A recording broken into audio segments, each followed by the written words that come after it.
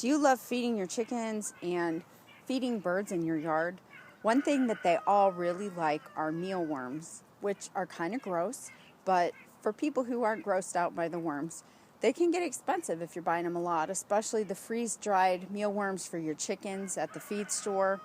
And if you have a bluebird addiction and you keep feeding bluebirds all day long, they can get very, very expensive.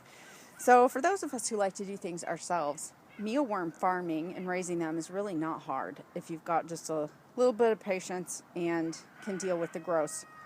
So I want to show you how we do this. This is just a kitty litter bucket that we go through lots of. And I've made my little farm. I've got air holes in there. They don't escape, so it's not a big deal anyway.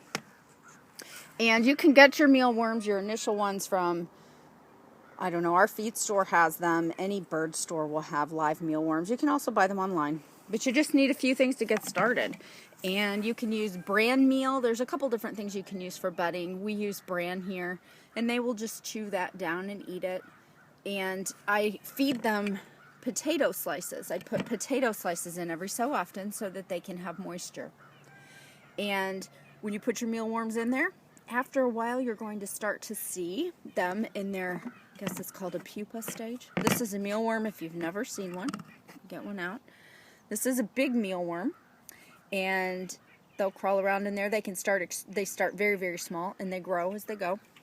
And then they will eventually turn into this pupal stage here. If I can get one. Okay, and that's going to turn into eventually this beetle. And you want to keep the beetles around because those are what lay the eggs and make your next batch of mealworms. So you can just kind of leave them all in this bucket and you feed them, say, every week or so, but they still survive if you forget, because I've been known to forget. And you can eventually get those adult beetles out and start a new bucket and keep switching them over so that you've just always got different sizes of mealworms. And you can do as many of these buckets as you want. And then after a while you can sift out the bedding from the worms. And so you need just a colander or something like that.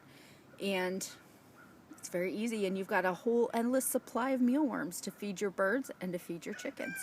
Thanks for watching.